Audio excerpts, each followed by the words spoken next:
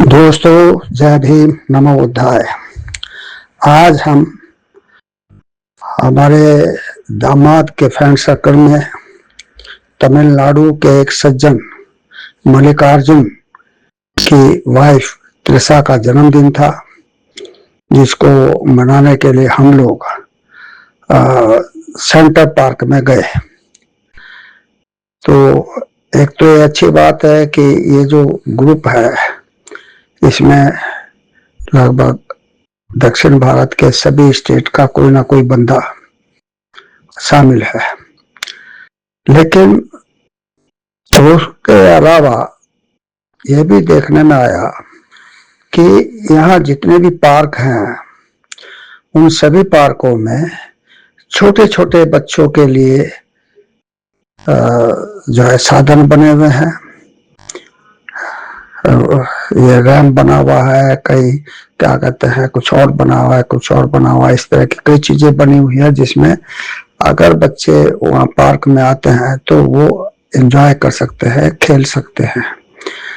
ये सुविधा हमारे इंडिया में शायद किसी एक दो चार जगह हो, वरना तो नहीं हो।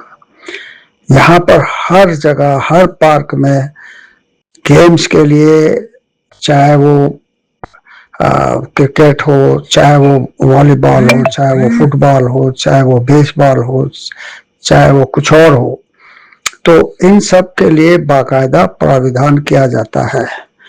बड़े बड़े पार्क होते हैं, छोटे छोटे नहीं, जिसमें सैकड़ों एकड़ की जगह जो है उसमें शामिल होती है। तो ये एक अच्छी चीज नजर आई जो अमेरिका में लगभग हर स्टेट में ही नहीं बल्कि हर सिटी में ये चीज मौजूद है, जो हमारे देश में नहीं है। हमारा देश में तो सिर्फ ये हो रहा है कि बच्चों को कावड़िया बना दो, भाई कावड़ लेके आएंगे तो कितना अच्छा रहेगा। हमारे रामदेव, बाबा रामदेव, जिन्होंने अरबों खरबों रुपए की जो है एक व्यापारिक संस्थान बना दिया है बाबा होते हुए, उन्होंने एक वक्तव्य में कहा है कि कावड़ उठाना आईआईटी या नीट के पेपरों से भी ज्यादा मुश्किल है।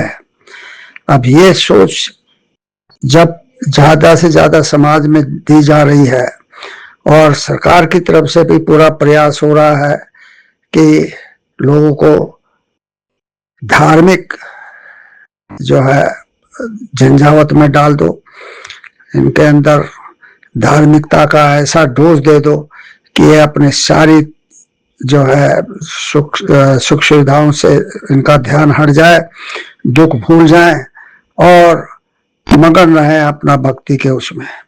दोस्तों, अभी हमारे देश में जैन जी जो आंदोलन कर रही है वो सही कर रही है, क्योंकि सरकार चाहे केंद्र की हो चाहे स्टेट की हो, बच्चों के लिए, युवा वर्ग के लिए बिल्कुल ही एक तरफ से वो मतलब जिम्मेदारी से हट चुकी है। उनको